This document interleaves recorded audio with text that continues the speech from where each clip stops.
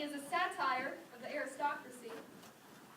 It's got a lot of secret identities and humorous misunderstandings. So Jacob Sain plays the character of Jack with Clint McCormick as his nosy friend Algernon. My dear fellow, Gwendolyn is my first cousin, and before I allowed to marry her, you had to clear up the whole question of Cecily. Cecily? What on earth do you mean? What do you mean, Algie, by Cecily? I don't know anyone by the name of Cecily. Here's that cigarette case you left in the smoke room the last time you dined here. Do you mean to say you have had my cigarette case all this time? I wish to goodness you had let me know. I've been writing frantic letters to Scotland Yard about it. I was very nearly offering a large reward. Well, I wish you would offer one. I have to be more than usually hard up. There is no good offering a large reward now that the thing is found. I think it rather mean of you, Ernest, I must say. However, now that I look at the inscription inside, I found that the thing isn't yours after all. Of course it is mine. You've seen me with it 100 times. And you have no right whatsoever to be reading what is written inside. It is a very ungentlemanly thing to read a private cigarette case. Yes, but this is not your cigarette case. This cigarette case is a present from someone by the name of Cecily. And you said you didn't know anyone of that name. Well, if you want to know, Cecily happens to be my aunt. Your aunt? Yes. Charming old lady she is, too. Lives at Tunbridge Wells. Just give it back to me, I'll do it. Well, why does she call herself Little Cecily if she's your aunt and lives at Tunbridge Wells?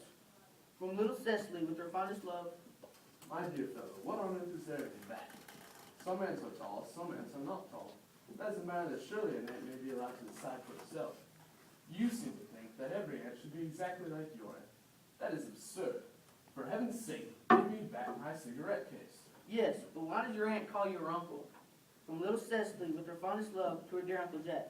There is no objection, I admit, to an aunt being a small ant. But why an aunt, no matter what her size may be, call her own nephew or uncle? I can't quite make out.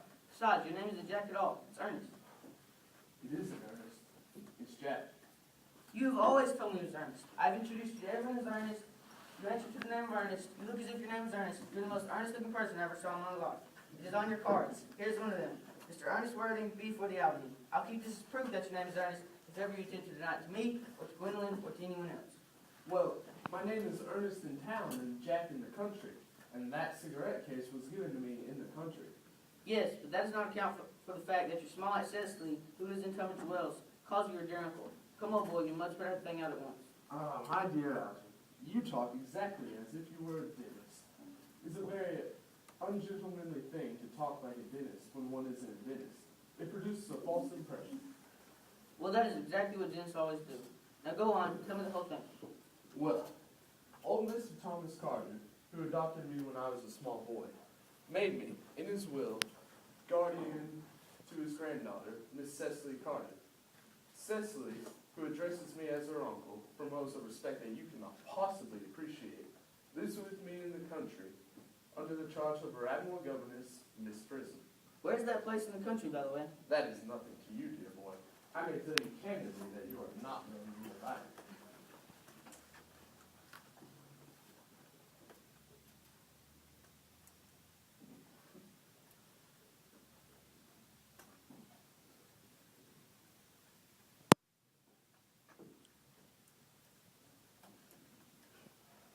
I suspected that, my dear fellow. Now go on, why are you Ernest in town and Jack in the country? My dear Algie, when one is placed in the position of guardian, one has to adopt a very high moral tone on all standards. And seeing as such a high moral tone can hardly be said to conduce very much to either one's health or happiness. In order to get up to town, I have always pretended to have a younger brother by the name of Ernest, who lives at the Albany and gets into the most dreadful scrapes. There, my dear Algie, is the whole truth, pure and simple. The truth is rarely pure and never simple.